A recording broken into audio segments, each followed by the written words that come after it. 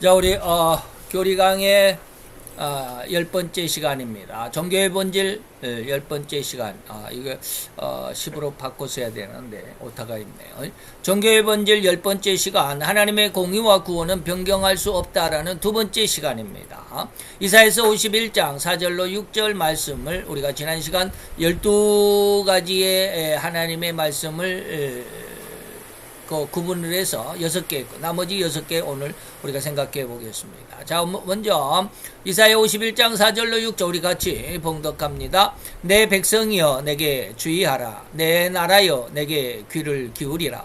이는 율법이 내게서부터 발할 것임이라. 내가 내 공의를 만민의 빛으로 세우리라. 내 의가 가깝고 내 구원이 나갔은즉 내 팔이 만민을 심판하리니 섬들이 나를 앙망하여 내 팔에 의지하리라. 너희는 하늘로 눈을 들며 그 아래의 땅을 살피라. 하늘이 연기같이 사라지고 땅이 옷같이 헤어지며 거기 거한 자들이 하루살이같이 죽으려니와 나의 구원인 영원히 있고 나의 의는 패하여지지 아니하리라. 아멘. 오늘 우리 이 말씀으로 지난 시간 우리 이렇게 오늘 본문 이사야 51장 4절로 6절을 12가지로 하나님의 그 마음, 하나님의 약속을 살펴보았습니다. 첫째는 율법이 내게서 바란다. 내 공의는 만민의 빛으로 세운다. 내 의가 가깝고 내 구원이 나갔다. 내 팔이 만민을 심판한다. 섬들이 나를 앙망하여 내 팔을 의지한다. 너희는 하늘로 눈을 들라 라고 하는 6가지 지난 시간에, 그리고 오늘은 이제 나머지 7번부터 12번까지 그 아래 땅을 살피라. 하늘로 눈을 들고 그 발 아래는 땅을 살피라. 하늘이 연기같이 사라진다. 땅이 옷같이 헤어진다. 거기 거한 자들이 하루살이같이 죽는다. 나의 구원은 영원히 있다. 나의 의는 폐하여지지 않는다. 라는 6가지를 한번 생각을 해보도록 하겠습니다. 자, 그 아래에 땅을 살피라 라고 하는 것. 눈을 들어 위로는 하늘을 바라보고, 즉 하나님의 의도와 지혜를 구하라. 그래서 마태복음에도 하나님이 그랬죠. 너희가 천지는 분간할 줄 알면서 왜 시대를 분간하지 못하느냐. 하나님의 의도와 지혜를 구해야 된다. 그래서 야고보서 1장 15절, 1장 5절이 뭐라고 그랬습니까? 지혜가 부족하거든 후히 주시고 꾸짖지 아니하시는 하나님께 구하라. 그리하면 풍성하게 채워준다. 이거 하늘을 향하여 너희 눈을 들라 라고 하는 말씀입니다. 그리고 이어서 아래로는 땅을 살피라고 했는데 의미는 무엇일까?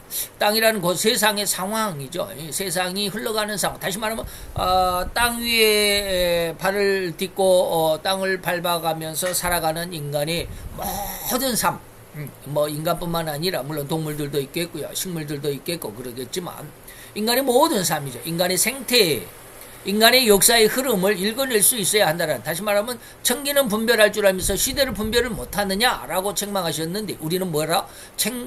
청기를 알기도 하겠지만 시대까지 분별할 수 있어야 돼. 시대까지, 인간의 역사의 흐름. 그래서 제가 이 말씀을 창세기 1장 28절에 3대 축복이라고 그랬죠. 번성하여 땅에 충만해라.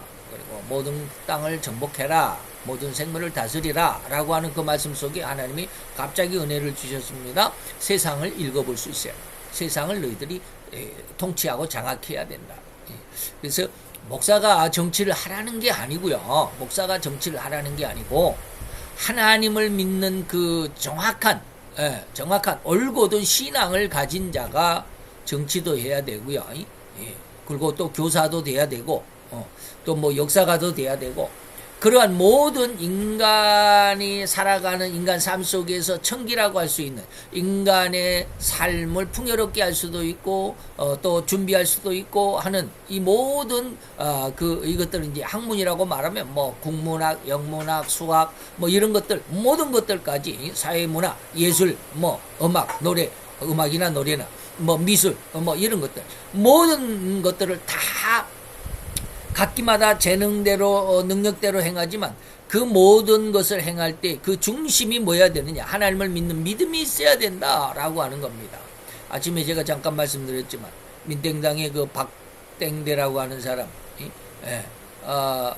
그 대통령을 비난하고 비꼬면서 나는 40년을 크리스찬이었다라고 이렇게 말하는 그런 크리스찬을 말하는 게 아닙니다. 예. 성경을 정확히 알고 하나님을 믿는 믿음을 정확한 올곧은 신앙이었다라고 한다면 그런 좌파의 흐름이 좌파의 사상에 동참하지도 않을 수 있습니다. 예. 그래서 제가 늘 그런 이야기합니다. 민땡당의 약 70% 이상이 한 80% 정도가 교회에 적을 두고 있는 신자라고 집사라고 장로라고 하는 사람들까지 이런 사람들 많습니다. 한 7, 80%가 정말로 진정한 올곧은 신앙이었다라고 한다면 민땡당에 가서 같이 손 붙잡고 희희낙낙할 수가 없다라는 거예요. 그래서 정확한 세상을 장악하라. 여기에 말하는 하나님의 의도와 지혜를 구하는 정확한 이러한 다시 말하면 세상을 아는 시대를 분별할 수 있는 그런 신앙이 되어야 된다라는 것을 의미하는 것입니다. 그 시대를 분별할 수 있어야만 한다라는 것이죠. 이것을 다른 말로 표현하면 잠언서 27장 23절에 뭐라고 그랬냐면 네 양떼의 형편을 부지런히 살펴라. 네 소떼에 네 마음을 두어라. 세상에 정치, 경제, 사회, 문화 뭐 이런 것들 모든 다방면에서 하나님의 뜻이 이루어져 나아가는 것을 볼 수 있어야만 한다라는 것입니다.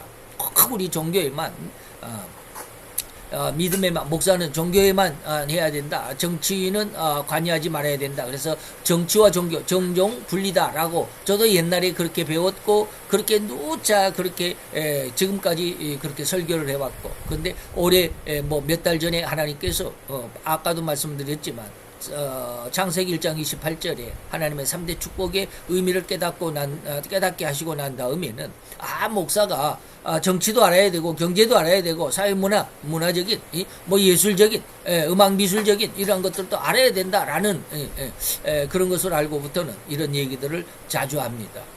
그래서 이사야서는 제가 공부를 안 했지만 이사야를 제가 이제 학교에서 배울 때는 학교에서 배운 게 아니고 저희 스승 목사님의 강의 중에 그 설교 중에 그런 말씀을 했어요.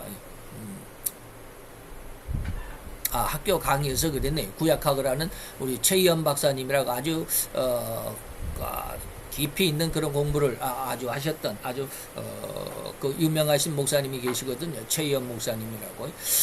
그분이 그런 이야기를 하셔요. 구약학에 이제 쉽게 말하면 구약학 박사인데 이사야는 쉽게 말하면 왕자입니다. 왕의 핏줄이에요. 그러니까 왕손이면서 이사야는 공부를 너무 많이 했대요. 그래서 이사야는 경제, 사회, 정치, 문화 모르는 것이 없을 정도로 어마어마한 그 지식이 있었던 세상의 모든 인간의 삶을 꿰뚫어 볼 수 있는 그런 사람이었다라는 말씀을 제가 한번 들은 적이 있거든요. 그래서 그런 정도의 식견. 다시 말하면 이제 사무엘도 역시 마찬가지죠. 하나님이 세상에 나게 하신 선지자 중에 가장 훌륭한 선지자다라고 할 수 있을 만큼 아름다운 그런 선지자 사무엘도 역시 마찬가지죠. 그분도 왕을 세울 수 있었다면 정치적인 면이죠. 그래서 온전히 그가 왕을 대신할 수 있는 자고 종교를 대신할 수 있는 또 선지자고 그럴 정도로 어마어마한 일을 했던 바로 이것이 뭡니까? 네 양떼의 형편을 세상에 네 양떼가 어떠한 상황인지 잘 알아야 된다라고 하는 것이죠. 네 소떼의 마음을 두어라라고 하는 것입니다. 요즘에 가끔 농업 동영상에 보면 가끔 가다 보면 소가 덩치 큰 소가 배가 빵빵 불러가지고 그냥 서 있지 못하고 그냥 나자빠져 있어요. 갖고 내 발을 그냥 공중에다 쳐들고 바둥바둥 하고 있어요. 이게 일어나지도 못해요. 배가 곰같이 그냥 빵빵해지니까. 그러면 그거 그대로 놔두면 그 소 죽습니다.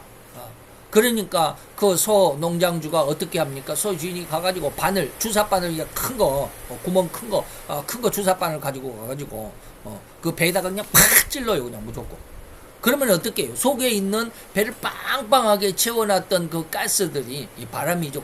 바람, 가스죠. 이제 먹이를 먹고 이것이 소화가 잘 돼가지고 이제 방구로 시원하게 쭉쭉 나와야 되는데 방구가 안 나오면 뭐예요? 이게 배가 빵빵, 이게 고창증이라고 그럽니다. 배 가스.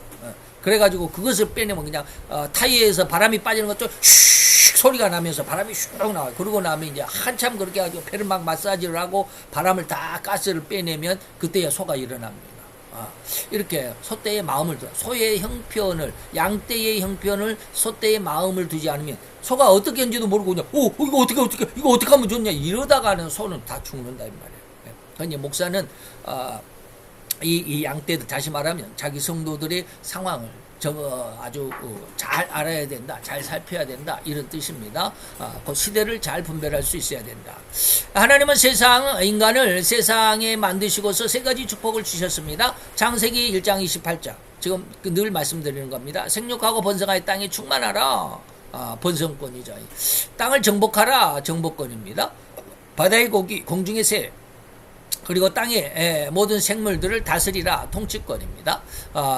이때 인간의 삶과 그 역사까지도 여기에 포함된다라는 것을 이해할 수 있어야만 이 말을 잘 이해할 수 있어야 합니다. 이 세 가지 말씀 속에 목사는 꼭 목회만 정치에는 관심 두지 마. 문화, 경제, 사회 이런 데 관심 두지 마. 오직 하나님만 잘 증거하면 돼 라고 말하면 안 된다. 이 말씀 속에는 인간의 삶과 그 역사까지도 여기에 포함되어 있다는 것을 우리는 이해할 수 있어야 됩니다. 정치, 철학, 문화, 경제, 사회, 예술, 스포츠 등등 갖가지 인간의 행동으로 인해서 삶의 편익함과 유익함을 창출해낼 수 있는 모든 영역이 이 인간의 삶과 그 역사 속에 다 들어있다. 다시 말하면 이 3대 축복 안에 다 들어있다는 것 이해할 수 있어야 합니다. 하나님의 진리 말씀으로 훈련된 하나님의 백성들 이런 사람들이 다시 말하면 신앙이 얼고든 신앙의 바탕 위에 서 있는 사람이 정치도 하고 경제인도 돈도 벌고 사업가가 되고 이 말이에요. 그리고 사회에 어떤 교수가 된다든지 교사가 된다든지 이런 일들 예술 할 때도 이제 가지고 그냥 옛날 히피 문화처럼 그냥 이상하게 락큰롤이나 부르고 이런 락 음악을 저는 좋아하지 않습니다. 락앤롤이라는 말인데 락큰롤이라 그러죠. 그냥 막 소리 꽉막 지르면서 그냥 소리 질러 막 하면서 이런 거 락앤롤. 락앤롤의 의미가 락이 바이라는 뜻이죠. 락. 앤드 롤. 롤이란 말이 굴러갔다 이런 뜻이에요. 근데 그 락이란 말의 의미가 예수라는 뜻입니다. 반석이라는 뜻이에요. 그러니까 락앤롤의 의미가 뭐냐면 반석을 굴려버렸다. 다시 말해 예수를 뒤집어 엎는다라는 그런 의미예요. 그런 의미의 음악이 락앤롤, 락 음악이에요. 그렇기 때문에 락 음악 들으면 정신이 없어요. 몸은 즐거울지 몰라 그냥 이 몸이 흔들리는 대로 그냥 막 흔들면서 그냥 정신없이 그런 어떤 우리가 쉽게 말하면 회포를 푸는 뭐라고 그래야 됩니까? 스트레스를 해소하는 그런 데는 좋을지 그런 사람들이 있겠지만 저는 그런 거 가지고 스트레스 해소가 된 게 아니라 더 힘들어요. 움직이기 더 힘든데 좌우지간 그러한 노래가 돼서는 안 돼요. 노래를 하더라도 정말 하나님을 중심으로 하는 그러한 믿음과 그러한 사상 이념적으로 하나님을 믿는 사람들의 그 깨끗한 정신이 음악을 만들어내야 된다 이런 뜻입니다. 그래서 이러한 사람들이 바로 이제 정치도 하고 철학도 하고 문학도 하고 경제, 사회, 예술, 스포츠 모든 갖가지 그런 학문에 이런 사람들이 하나님의 백성들이 그들을 그러한 역사를 이루어가야 된다. 그리고 번성하고 충만할 수 있는 그런 상황이 진실로 이 주기도문에서처럼 하늘에서 하나님의 뜻이 이루어진 것처럼 땅에서도 이루어져야 한다라는 그런 뜻이 땅 아래로 이 땅을 잘 살펴라라는 그런 겁니다. 그 다음에 8번째 하늘이 연기같이 사라진다라고 하는 것이죠. 8번 이제 앞으로 이제 9번 10번이 있죠. 8, 9, 10 이것의 의미는 세상에 소망이나 기대를 두지 말라는 그런 의미입니다. 주님도 이러한 상황을 권면하시면서 보물을 땅에 쌓아두지 말라라고 했죠. 근데 오늘날 거의 99.9%가 보물을 땅에 쌓아두려고 합니다. 저도 역시 마찬가지. 이거 너무나도 잘 알면서 이것을 벗어낼 수가 없어요. 이것이 바로 이제 사단의 유혹, 다시 말하면 죄성이라고 말하는 것인데, 사람이 뭡니까? 돈을 벌려고 하고 또 명예를 얻으려고 하고 쉽게 말하면 잘 먹고 잘 살려고 하는 이 인간의 마음 속에서 결코 벗어날 수가 없다. 벗어난 사람이 거의 없어요. 근데 하나님은 보물을 땅에 쌓아두지 말라라고 이렇게 말씀합니다. 오전에 우리는 마태의 14장에 예수님께서 풍랑이는 바다 위를 걸어오셨다라는 말씀의 의미를 우리가 생각해 보았지만, 세상은 그렇게 흉흉한 파도가 일어나가지고 곧 배가 뒤집힐 것처럼 이 풍랑과 파도가 일고 그러지만, 그러나 거기에 소망을 두지 말고, 세상은 그럴 수밖에 없어. 그러나 예수님은 거기에 잔잔하게 아주 담대하게 의연하게 걸어오신 것처럼 세상이 흉흉해도 우리는 거기에 흔들리지 않을 수 있는 그런 믿음이 된다. 이것이 이제 그 오늘 세상에 소망이나 기대를 두지 말라, 보물을 땅에 쌓아두지 말라라는 의미. 하늘이 연기같이 사라지고 땅이 뭐 옷같이 헤어지고 그 다음에 뭡니까, 거기 거한 자들 하루살이 같이 죽는, 세상에 거한 사람들이, 세상에 기대와 소망을 두고 살아가는 사람들은 하나님 앞에 그런 결말을 가질 수밖에 없다라는 이런 의미입니다. 그 세상의 모든 것은 하나님께서 지으신 물질일 뿐이다 라고 하는 것이죠. 근데 우리는 이러한 물질에 더욱 소망을 두려고 그러죠. 더욱이 이러한 하나님은 이렇게 물질을 뭐라고 해서 정복하고 다스리고 그리고 그러한 심성을 가진 자들이 번성의 땅에 충만해야 된다, 이런 뜻이었습니다. 더욱이 이러한 시작이 있는 것은 절대로 또한 끝이 있을 수밖에 없으니 하나님의 의도한 시간이 지나면 먼지처럼 사라질 것이라고 하는 것입니다. 그래서 계시록 20장 11절에 보면 처음 하늘과 처음 땅이 하나님 앞에서 피하여 온데가 돼 사라져버렸다라고 하는 것입니다. 그러면서 21장 1절에 바로 이어서 뭐라고 그러냐면, 새 하늘과 새 땅을 보니 처음 하늘과 처음 땅, 우리가 지금 살아가는 게 처음 하늘과 처음 땅입니다. 이 지구상 이 처음 하늘과 처음 땅이 없어지고 하나님께서 주시는 새로운 새 땅과 새 하늘이 우리에게 주어진다라고 하는 것이죠. 그래서 성경 전체적인 내용 안에서 이 문제를 들여다본다면 인간은 영적인 존재이기 때문에 죽어 없어지지 아니합니다. 그러나 아침에도 말씀을 드렸지만 동물들의 생명은 그냥 죽으면 그것으로 사라지고 없어져 버립니다. 그러나 인간은 영혼이 있기 때문에, 하나님의 성령에 의한 생명이기 때문에 이 영적인 생명은 죽어 없어지지 않습니다. 그래서 영원한 생명을 가진 존재이기 때문에 죽으면 육신은 물론 흙이 되고 없어지지만 영혼은 하나님 앞으로 간다라고 하는 것입니다. 그래서 그렇게 영원한 존재가 한순간마다 또 한순간만 존재하다가 없어지고 사라질 그러한 세상의 물질이 울고불고 거기에 기대, 소망, 행복의 기준을 둔다라는 것은 조금 어불성설, 이상한 그런 의미다. 그래서 세상에 우리가 소망을 두지 말아야 되는데, 이것에 마귀의 그 에덴 동산에서 세 가지 유혹이, 바로 인간은 하나님에게 소망을 둔 것이 아니라 이제는 하나님에게 둔 소망을 빼앗겨버리고 땅에 소망을 둔, 오로지 세상에 잘 먹고 잘 살려고 하는 이러한 타락한 심성으로 변해버렸더라, 이런 뜻입니다. 그 다음에 이제 9번, 땅이 옷과 같이 헤어진다. 옷이 헤어진다라는 의미가 무엇일까? 이미 헤어져서 입을 수가 없다. 다 이제 구멍나고 닳고 헤어졌다. 그래서 새 옷으로 바꿔야 한다라는, 새 옷을 바꿔 입어야 할 그런 시각이 됐다. 교체된다라는 뜻이었습니다. 그래서 히브리서 1장 12절에도 뭐라고 그러냐면, 하늘이 우리가 의복처럼 갈아입을 것이다. 세상의 것들은 다 멸망할 것이나 오직 주는 영존할 것이고, 세상의 것들은 다 옷과 같이 낡아지고 의복처럼 갈아입을 것인데, 그것들은 옷과 같이 변할 것이지만 주는 여전하여 연대가 다함이 없으니 영원할 것이다 라고 하는 것이. 그래서 우리가 소망을 둘 것은 영원한 것, 변함이 없는 것, 거기에 소망을 둬야 되는데, 세상 사람들은 결코 여기에 소망을 두려고 하지 않아요. 그저 돈 몇 푼에 명예 조금, 그거 조금, 몇 년간 잘 살고 그냥 잘 먹고 잘 살려고 하다가, 이 말이죠. 문땡이 씨도 요즘에 난리더구만. 그렇게 그냥 뭐 적폐를 척결하고 그냥 뭐 깨끗하게 살라고 그랬는데, 지는 지금 드러난 것이 뭐예요? 7조를 북한에다가 상납을 하고 뭐 난리법석이 아니에요. 지 딸을 위해서 그냥 막 5천만 원씩 몇천만 원씩 그냥 특활비를 갖다가 이렇게 저렇게 세탁해 갖고 건네주고 말이죠. 지금 난리법석입니다. 깨끗한 사람이 있을 수가 없어요, 세상에는. 말로는 그냥 청산유수고 세상에 그것보다 더 청백한 사람이 없을 정도로 할 것 같지만, 조땡이도 역시 마찬가지죠. 그냥 서울대학교, 우리나라 최고의 대학교의 형법을 가르치는 교수로서 정말로 훌륭한 강의들을 많이 했습니다. 그러면서 장학금은 가난한 사람들, 학구열에, 그리고 또 뭐 실력 있는 사람들이 돈이 없어서 가난한 사람들에게 장학금을 줘야 된다고 그러는 거. 저는 53억이나 있으면서 지 딸은 3년 6학기 동안 200만 원씩 따박따박 장학금을 지가 타고, 지가 안 탔으면 다른 가난한 그리고 학구열에 있는 그 누군가가 그걸 타고 그렇게 공부하고 그렇게 의사가 됐을 거 아니에요. 근데 그거를 지 딸이 그걸 타먹음으로 인해서 한 사람이 그 피해를 받잖아요. 이게 말로는 아주 그냥 기가 막히죠. 최고의 사람들. 그러나 우리 가족, 우리들은 그냥 황소개구리가 되고 니네들은 그냥 개구리가 되라. 그리고 다 우리한테 잡혀먹어라.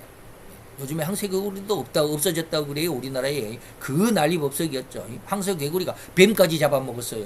그렇게 흉악한 아주 엄청난 자연 생태계 파괴범 주범이 황소개구리였는데, 요즘에 황소개구리가 어떻게 됐는지 소식도 거의 거의 멸절 상태라고 그래요. 황소개구리를 잡는 그 사냥꾼들도 있고, 우리나라 뚜꺼비가 황소개구리를 잡아먹는데요. 기가 막히죠. 어쨌든지 그렇습니다. 자, 그 땅, 우리가 현재 발을 붙이고 살아가고 있는 이 세상의 땅, 다시 말하면 지구죠. 그리고 하나님이 만드신 모든 피조물인 이 우주 만물이 다 땅에 해당합니다. 바로 이 피조물인 세상 우주 만물조차도 옷처럼 낡아지고 다시 새 옷으로 갈아입어야 하는 것처럼 하나님이 주시는 신천신지를 기대하고 사모한, 우리가 지금 살아가고 있는, 우리가 밟고 있는 이 지구도 없어진다. 곧 없어진다. 그리고 하나님이 주시는 새 땅, 새 하늘과 새 땅이 있다. 그것이 뭐요? 바로 우리가 흔히 말하는 신천신지라고 하는 천국이다, 이 말입니다. 그래서 이 처음 하늘과 처음 땅이 없어졌다. 우리가 지금 살아가고 있는, 우리가 지금 숨을 쉬고 있는 이 공기조차도 다 없어질 것입니다. 그 신천신지가 새로이 주어지기 전에 옛날 곧 처음 하늘과 처음 땅을 청소해야만 하는 순서가 먼저입니다.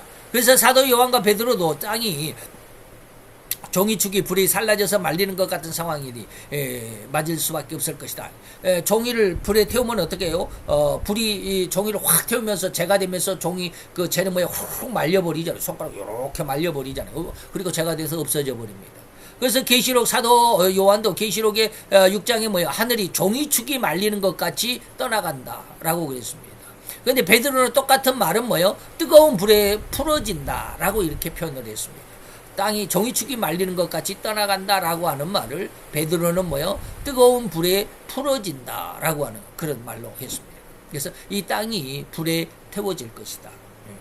다시 말하면 지금 러시아 전쟁으로 인해서 세상이 지금 난리법석이잖아요. 지금 오늘 아침 뉴스를 제가 보진 않았는데 헤드라인 그 뉴스만 뭐라고 그랬느냐면, 지금 어제 러시아 푸틴이 그 엄청난 핵폭탄, 핵미사일을 실은 잠수함을 지금 발진시켰다고 그래요. 그래서 이제 그게 저 위쪽에 거기가 어딘지 모르겠네.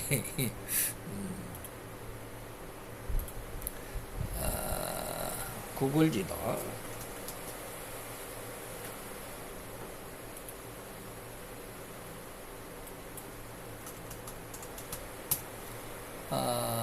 구글 지도를 한번 봅시다. 이게 왜 이렇게 막 흔들리냐.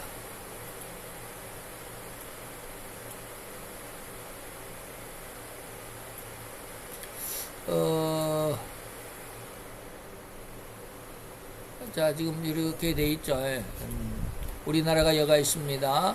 우리나라가 있으면 여 위쪽이 지금 여 중국이고 몽골이고, 근데 여가 중국이죠. 그 위에가 러시아입니다. 러시아가 지금 계속 여기까지 모스크바가 있죠. 여기까지 여 위에 꼭 사람 머리가 없는 사람 손 같죠. 양쪽에 손, 여기는 치마 입고 있는 것처럼. 근데 여기가 여기까지가 여기 보세요.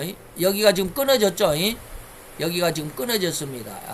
하얀 선으로 돼 있죠. 여기까지는 노르웨이입니다. 왼쪽은 노르웨이고 오른쪽이 러시아입니다.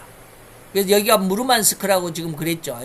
여기가 러시아의 푸틴의 잠수함 해군 기지가 있는 곳입니다. 아주 유명한 곳입니다. 여기에서 아마 어제 그 핵미사일을 실은 그 잠수함이 몇 대가 지금 출항을 했나 봐요. 바로 그렇습니다. 그래서 지금 세상은 러시아하고 나토하고 전쟁이 일어나지 않을까. 지난번에 여러분들 몇 년 전에 평양의 그 평양이 아니고 용남인가? 평양 위에 그 시너즈 밑에 그 용남인가 어딘지 모르겠습니다. 여러분들 그 뉴스를 아시나 모르겠네. 여기가 지금 평양이죠. 북한의 평양입니다. 그리고 시너즈 밑에 여기가 이제 여기가 지금 그 압록강으로 왼쪽이 중국이고요. 오른쪽이 북한입니다. 여기 시너즈가 이제 북한이고요. 단둥이 중국의 단동시입니다. 풍천군, 독림, 정강, 철산. 여기 뭐라고 헌 데가 있는데 홍천 여기 근중에 아마 있을 겁니다.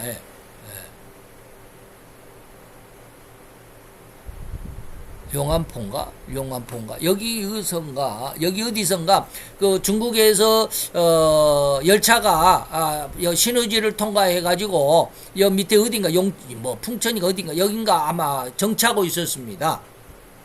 정차하고 있었는데 그때 이 옛날 우리나라 그 일이 지금은 익산이라고 그럽니다. 지금은 익산이라고 이름을 바꿨는데 옛날에는 그 일이었습니다.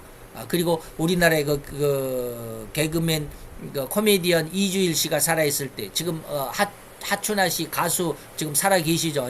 하춘아 씨가 젊었을 때 20 몇 살 때 그때 그 일이 그 익산역 앞에 어디 그 극장에서 공연을 하고 있었는데 아주 그냥 그 익산시가 떠나갈 정도로 폭발한 적이 있었습니다. 그 열차가 익산시가 폭발해 버렸어요. 근데 그게 뭐였냐면 질산 암모늄이라는 물질이에요. 질산 암모늄을 실은 기차가 가다가 익산시에 잠시 정차해 있었는데 그게 열을 받았는지 거기서 폭발을 해가지고 그때 난리 났었습니다. 근데 그 질산 암모늄이라는 것을 이 중국에서 싣고 기차가 신의지를 통과해서 여기 풍천인가 뭐라고 그랬는데 거기 역에 이제 잠시 머무르고 있었는데 왜 그러냐면 북한을 갔다 오는 김정은이가 그 기차가 지나가야 돼. 먼저 지나가고 이제 이 기차가 나중에 이제 먼저 왔었는데 김정은이 기차를 먼저 뒤에 오는 김정은이 기차를 먼저 보내야 되니까 평양으로 먼저 보내야 되니까 기다리고 있었는데 여기에 기다리고 있는데 김정은이 기차가 이 역으로 들어오기 한 몇 분 전이었을 거예요. 몇 분 전에 그 용천역인가 홍천역인가 여기에서 엄청난 폭발이 돼버렸습니다. 그 기차가 폭발을 해버렸습니다. 그래가지고 김정은이가 겨우 목숨을 건졌다고 난리법석이었는데 나중에 요즘에 그 폭발의 원인을 요즘에는 밝혀냈습니다. 그게 왜 거기에서 옛날에는 김정은이 암살 시도였다라고 막 그렇게 소식이 뉴스가 나왔는데 요즘에는 그 뉴스가 김정은이를 죽이려고 암살하려고 하는 그 기차 폭발이 아니라 거기에 질산 암모늄이 실려 있었는데 그 열차에 러시아의 핵폭탄 과학자들이 한 10명 가까이 타고 있었나 봐요. 그 사람들이 어디를 중국을 통해서 북한으로 들어오려고 했는지 어쨌는지 북한에다가 핵폭탄을 만들기 위한 어떤 그런 그 작업을 하기 위해서 이제 몰래 북한으로 들어오고 있는 그런 사람들이 그 기차에 타고 있었던 모양이에요. 그런데 이스라엘의 모사드라고 그러죠. 이스라엘의 그 비밀 경찰들이 그것을 알고 핵 과학자들을 죽이기 위해서 북한의 핵폭탄을 제조하지 못하도록 그 과학자들을 죽이기 위해서 공작을 벌인 것이다 해가지고 김정은이 암살이 아니고 그 핵 과학자들을 죽이기 위해서 그래서 그 몰살당했습니다. 그때 어마어마한데 질산 암모늄이라고 하는 게 이 화학 반응이 어떻게 일어나면 어마어마한 폭발이 일어난대요. 그런데 제가 왜 이런 이야기를 계속 하느냐면 지금 아까 부르만스크라고 하는 이곳에 러시아 항구라고 그랬잖아요. 여기에서 2만 톤 질산 암모늄 2만 톤. 이때 그 북한의 그 무슨 역에서 그것은 몇천 톤도 안 됐대요. 몇천 톤도 안 됐는데 그 어마어마하게 폭발을 했는데 여기 부르만스크에서는 지금 2만 톤이라고 그래요. 2만 톤이면 핵폭탄 몇 개라고 그러던데 저는 잘 몰라 이런 데는. 이 배가 부르만스크에서 일산암모늄 2만 톤을 싣고 뭐 어디 저 아프리카로 간다고 이렇게 쭉 나와가지고 우리 엔진이 고장 났네 해가지고 노르웨이 어디인가 지금 정박해 있었대. 여기까지 왔대. 가다가 저 아프리카로 가려다가 2만 톤이 여기에서 바다에서 우리가 지금 표류하고 있어 해가지고 여기 들어왔대요. 그래가지고 난립니다 지금. 그거 터지면 어떡해요? 거기 노르웨이 그 근방에 3개, 4개 시는 아마 흔적 없이 사라져버렸어요. 어마어마하게 2만 톤이면 이거 뭐 상상도 못한. 그래가지고 엊그저께인가는 그냥 억지로 쫓아내보냈대요. 그래가지고 여 어딘가 지금 있을 겁니다. 여 어딘가. 여기 지금 북극계 노르웨이 해라고 그러잖아요. 여기 북극 가까운데 여기. 지금 그래서 세상이 지금 난립니다. 그래서 이 러시아가 지금 그냥 전쟁에서 우크라이나와 전쟁에서 조금 밀리고 이 나토가 계속해서 우크라이나를 도와주고 그러니까 이런 어떤 그 우회적으로 압박을 가하기 위해서 이 질산암모늄이라고 하는 어마어마하게 폭발력이 강한 그것도 2만 톤이라고 되는 어마어마하게 큰 화물선에다가 2만 톤을 실어가지고 그냥 아프리카로 보내냈네 하고는 여기 나토 국가 여기 유럽에 가가지고 유럽쯤 가가지고 엔진 고장이야 하고 하면서 여기서 끌려서 일이 들어와서 엔진을 수리한다고 해놓고는 수리도 안 하고 그렇게 며칠 일주일인가 있다가 쫓겨났어요. 그래서 지금 이 바다 앞에 어딘가 있을 거예요. 지금 세상이 그러고 있습니다. 제가 이 말을 왜 하느냐면 앞으로 이 세상은 뜨거운 불로 인하여 한번 없어질 것이다 라고 합니다. 이거 뭐요? 세계 3차 대전입니다. 세계 3차 대전입니다. 자, 어쨌든지 이것이 문자적인 의미와 해석일 것이고요. 다른 의미를 들여다봅시다. 곧 이 땅은 온 세상을 자기 것인 양 착각하고 착복하며 살아가는 인간의 그 죄인된 모습들, 이 죄악으로만 살아가는 죄인들의 모든 삶의 그 요소들이 철저하고 완벽하게 지옥의 형벌의 재료일 뿐임을 지옥이 왜 불타고 있을까요? 지옥이 왜 불타고 있는지 아십니까? 인간들이 죄가 그 땔감이 되기 때문에 그렇습니다. 인간들이 죄가 땔감이 되어서 지옥이 그렇게 활활 불타오르고 있다고 그래요. 이건 그냥 하는 말입니다. 이런 것을 우리가 이러한 내용들을 들여다볼 수 있고 이것이 하나님의 심판의 의미가 들어있다라고 하는 것을 알아야 된다. 즉 인간의 삶의 요소들이라는 것은 정치, 경제, 예술, 문학, 스포츠 등등등 수없이 많은 분야의 요소들이 있는데 이 모든 요소를 움직이는 그 인간들의 그 심성이 얼마나 흉악하고 추악한지 결코 다시는 용서될 수조차 없는 가장 막장의 심성을 표출한다라고 비유하고 있다라고 하는 것입니다. 세상에 그 무엇보다도 그 누구보다도 더 추악한 것은 인간의 심성이다라고 예레미야 17장 9절에 말하고 있습니다. 10번째입니다. 거기 거한 자들이 하지 말하면 세상에 살아가는 자들이 하루살이 같이 그냥 푹푹 쓰러진다. 인류의 3분의 1이 죽어가는 대혼란의 시대가 우리 앞에 있습니다. 이는 창조주 앞에 선 피조물들의 차이를 분명하게 보여주고 있습니다. 곧 인간 세상에서는 상대의 말과 그 진심을 결코 알아낼 수가 없죠. 이땡명이가 나 몰라. 외국인 기자가 당신 옆에서 왜 6명이나 죽어갑니까? 당신 위험한 사람입니까? 라고 물어보니까 그 사람들 죽는 거하고 나하고 뭔 상관이요. 그렇게 이야기한 것처럼 말이죠. 우리는 상대의 말과 진심은 결코 알아낼 수가 없습니다. 그래서 나는 몰라. 나하고는 상관없어. 내가 한 건 아니야. 라고 하는 것이죠. 그래서 오른팔이라고 하는 정땡상이라고 하는 사람 지금 감옥에 갇혀 있습니다. 그 사람이 옛날 그 유땡규라고 하는 성남 도시개발공사의 사장, 도시개발공사 사장에게 그런 말을 했다고 그래요. 너 핸드폰 뭘 쓰냐 그러니까 갤럭시 쓰고 있습니다. 라고 그러니까 당장 그거 내버리고 아이폰을 써라. 왜요? 그러니까 우리 이땡명 시장님은 핸드폰을 딱 보면 그 아이폰의 문자하고 갤럭시에서 온 문자하고 색깔이 다르답니다. 그런데 색깔이 다른 아이폰이 아닌 갤럭시를 사용하는 사람들이 문자를 보내고서 이제 저 사람이 상대방이 갤럭시를 쓰고 있구나 하면 그 사람하고는 전화도 안 한답니다. 전화하면 딱 녹음이 돼가지고 걸리니까 지금 그 녹음돼가지고 걸린 것으로 인해서 위증 교사로 인해 가지고 지금 2년 선고를 엊그저께 2년 선고를 받은 게 그겁니다. 그겁니다. 전화기에 딱 녹음이 돼가지고. 그러니까 아이폰은 그 녹음 기능이 없나 봐요. 그러니까 아이폰이 아닌 사람하고는 전화 통화도 안 한다. 그러니 유땡규 너도 빨리 그 갤럭시 버리고 아이폰을 사라 해가지고 자기도 아이폰 샀다고 그러더라고요. 3개월 몇백만 원, 백 몇십만 원짜리 사가지고 3개월도 안 됐는데 아이폰으로 바꿨다라고 그런 이야기도 하더라고요. 바로 이와 같이 우리는 상대방의 말과 진심을 결코 인간은 알아볼 수조차 없죠. 그러나 하나님 앞에서는 단 허리만큼도 숨김도 없고요. 그리고 그림자조차도 용납될 수 없는 완전히 적나라한 대면임을 우리는 밝히 알아야 된다라고 하는 거예요. 이브리서 4장 13절에 보니 우리는 지은 것이 세상의 물질은 세상에 지은 것은 하나라도 하나님 앞에 나타나지 않은 것이 없고 하나님 앞에 벌거벗은 자같이 완전히 드러납니다.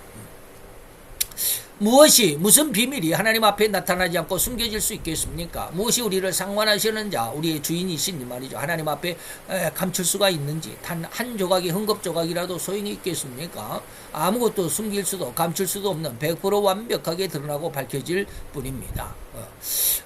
인간들이야 뭐 자기 죄악을 백일하게 드러나고 잘못이 드러날지라도 나는 모른다, 기억이 없다, 나는 아니다라고 발뺌을 서슴지 않고 둘러댈 수는 있습니다.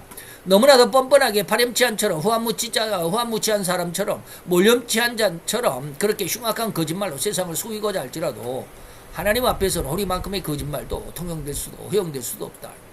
그래서 제가 옛날 청년 때 한번 그런 경험이 있었다고 그랬잖아요. 하나님 앞에 딱 섰는데 하나님 앞에 너 세상에서 나를 위해서 무슨 일을 했느냐라고 했을 때 변명할 수가 없더라고. 그 환상이었는데 잠깐 꿈의 환상이었는데도 말이 소용이 없어요. 나를 훤히 다 아는 거니까 이거 도대체 무슨 말을 할 수 있나요? 할 수가 없어요. 변명이 있을 수가 없어요. 하나님 앞에서 나타나는 게 지금 이 말이 바로 그런 것입니다. 눈앞에 우리는 벌거벗은 자의 눈앞에 벌거벗은 자같이 우리는 다 드러난다. 인간에게는 나 몰라. 그거 나 아니라니까 라고 발뺌을 할 수 있지만 하나님 앞에서는 그게 통용이 안 돼요. 하나님 말 한마디면 그냥 모든 것이 100%예요. 10계명 중에서 3계명이 바로 그것입니다. 너 하나님 여호와의 이름을 망령되이 일컫지 말라. 나 여호와는 나의 이름을 망령되이 일컫는 자는 죄 없다 하지 아니할 것이야. 이게 말합니다. 절대로 이제 그 허튼 말, 다시 말하면 농담이라도 하나님이 중심으로 한 그런 농담의 말도 용서되지 않습니다. 하나님을 향해서는 농담조차 하지 말라. 거룩하고 경외한 마음만 가져야 된다. 이런 뜻입니다. 이러한 관계, 곧 허리만큼의 실수나 점이라고 할지라도 점이라고 할 수 있을 정도로 작은 티끌만한 죄라 할지라도 하나님 앞에는 결코 용납될 수가 없습니다. 그래서 하나님 앞에 그렇게 용납되지 않고 아주 완벽하게 적나라하게 설 수밖에 없다는 것을 철저하게 가슴 절절히 느끼고 깨달아야만 하나님을 경외할 수 있는 심성의 출발이 되는 것입니다. 사람을 속이듯이 하나님을 속이고자 하는 어리석은 짓을 해서는 안 됩니다. 그래서 아침에 제가 민땡당의 박땡대의 뭡니까 최고위원도 이야기를 했지만 아주 그 흉악한 내가 40년을 크리스찬이었다. 그런 말도 안 되는 소리를 하면 안 돼. 그 하나님 앞에 제가 지금 그 사람을 이렇게 비난하는 것이 하나님 앞에 온전하지는 못하는 것이지만 그지만 분별은 할 수 있어야 됩니다. 그러니까 나만 혼자 알고 있으면 안 되잖아요. 여러분도 알라고 제가 이제 그런 이야기를 자꾸 하는데 하나님 앞에 사람을 속이듯이 내가 40년 동안 크리스찬이었다. 사람을 속이듯이 그런 말은 하나님 앞에서는 통용되지 않습니다. 하나님은 결코 속임을 당하지 않습니다. 그 앞에서는 모든 인간의 하루살이가 불빛 아래에서 속절없이 죽어나가는 것처럼 결코 하나님의 심판을 피해갈 수 없을 뿐임을 경고하는 이러한 말씀입니다. 하나님 앞에서 세상에 거기 거한 자들이 하루살이같이 죽는다. 하나님의 심판을 결코 피해갈 수 없다. 내가 홀이라도 남김없이 딱 갚기 전에는 결단코 거기서 나오지 못한다. 그래서 그 사람이 그러더라고. 내가 40년 동안 크리스찬이었는데 이땡명 씨를 자기 옆에 앉아있는 이땡명 씨를 향해서 죄가 있는 곳에 성경은 그랬습니다. 죄가 있는 곳에 은혜가 더 많습니다. 라고 딱 그러더라고. 그래서 내가 내 속으로 그랬습니다. 네가 홀이라도 남김없이 그 죄를 다 갚기 전에는 거기서 못 나와. 제가 이 말을 해줬어요. 사람들이 자기 좋은 말만 해요. 자기 편의 좋은 말로. 반대쪽에 있는 말은 몰라요. 그래서 갈라디아서 6장 7절에 보니까 스스로 속이지 말아라. 하나님은 만홀히 경홀히 하나님은 그렇게 그 경홀히 경솔하게 여김받는 존재가 아니야라는 것입니다. 만홀이란 말은 경솔하게 이런 뜻이에요. 경솔하게 여김받는 그런 분이 아니 그런 존재가 아니다라는 것입니다. 11번째 나의 구원은 영원하다라고 하는 것이죠. 이 구절에 앞서서 이사야는 하나님의 영원하신 능력과 그 보호하심을 신자들은 더욱 강력하게 믿고 의뢰해야만 한다라고 외쳤습니다. 이사야서 50장 7절 9절에 보니까 주 여호와께서 나를 도우시기 때문에 나를 의롭다라고 하시는 이가 내 가까이 계시기 때문에 주 여호와께서 나를 도우시기 때문에 나를 정죄할 자가 없다. 그들은 다윗과 같이 헤어지고 나를 공격하는 사람들은 헌옷과 같이 다 불에 살라지고 좀 먹히게 될 거야. 반대쪽에 있는 아까 제가 말씀드렸던 박대미 같은 사람이 이런 말을 가지고 자기 뭐 조땡이도 그 성경 말씀을 간혹 가다가 인용하고 그러더라고요. 참 기가 막히죠. 이는 창조주 여호와의 구원, 그의 백성을 보호하는 능력에는 절대적이라는 의미가 강력하게 들어있을 뿐입니다. 이어 창조주의 그러한 절대적인 능력에 대항할 그 어떤 존재도 존재할 수 없을 것임을 강력하게 시사하는 그렇게 주장하는 그런 의미입니다. 그래서 예수님은 요한복음 10장에 보니까 내 손에서 빼앗을 자가 없다. 아무도 아버지 손에서 빼앗아갈 자가 없다. 그래서 구원받은 자들은 결코 진정한 신앙으로 성장한 자들은 결코 마귀의 권세에 흔들리지 않는다. 하나님께서 그를 붙들어주고 내가 너를 돕고 내가 너를 인도하고 내가 너를 보호해 줄 거야 라고 유다서 1장 1절에 그렇게 말씀하고 있습니다. 자, 이런 하나님의 절대적인 권능, 결코 그 어느 누구도 이를 방해조차 할 수 없는 오직 유일하고 절대 호리만큼의 오차도 있을 수 없는 완벽한 권능, 그리고 완벽한 주권은 그 여호와를 믿는 그 신자들에게는 절대적이고 절대적인 믿음이라고 할 수 있습니다. 그러나 하나님을 거역하고 반대하는 자들은 아까 하루살을 같이 죽어나간다라고 하는 것입니다. 시간이 너무 많이 가니까 쭉 넘어가서 12번째 나의 의에는 폐하여지지 아니하리라. 주인은 절대로 자기 소유에 대한 절대 주권을 갖습니다. 그 누구의 탈취하고자 하는 의도조차 허용하지 않습니다. 빼앗아갈 수가 없다. 이런 의미가 뭐예요? 절대주권이라는 의미입니다.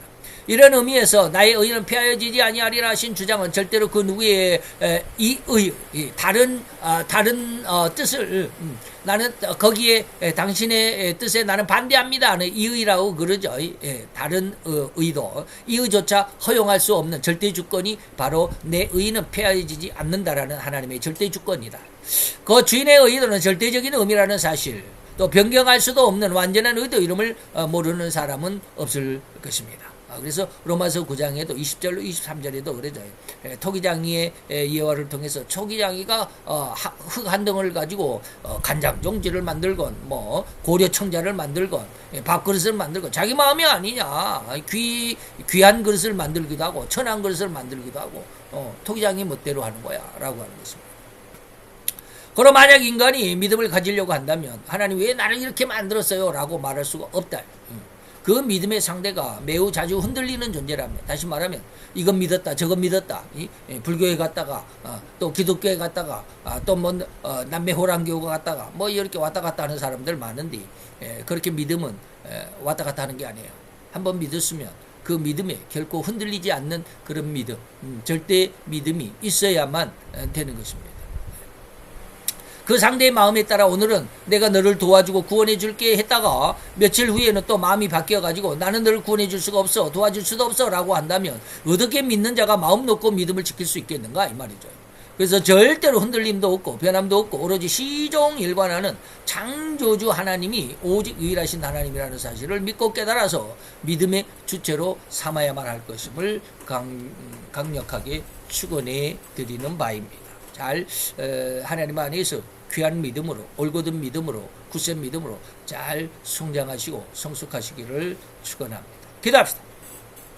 할렐루야. 주님, 오늘도 여호와의 귀한 은혜와 은총을 감사드리나이다. 주의 영광 앞에 있는 이 시간, 아버지의 말씀 앞에 있어서 하나님의 하나님의 한 성품이 또 한 단면을 우리가 오늘 이 시간 다시 한번 점검하고 살피고 아버지의 돌아보아 싸운즉 이 말씀이 하나님의 성품을 능히 깨닫는 귀한 믿음의 근간이 되게 하시고 이 믿음 안에서 올곧은 그리고 결코 흔들리지 않는 굳건한 믿음의 줄기요 뿌리가 되어갈 수 있도록 주님 축복하여 주시옵소서. 우리 믿음의 큰 은혜, 큰 기둥이 되고 줄기가 되고 그리고 뿌리가 될 수 있는 귀한 은혜를 감사를 드리고 예수 그리스도의 이름으로 기도하여 싸움나이다. 아멘.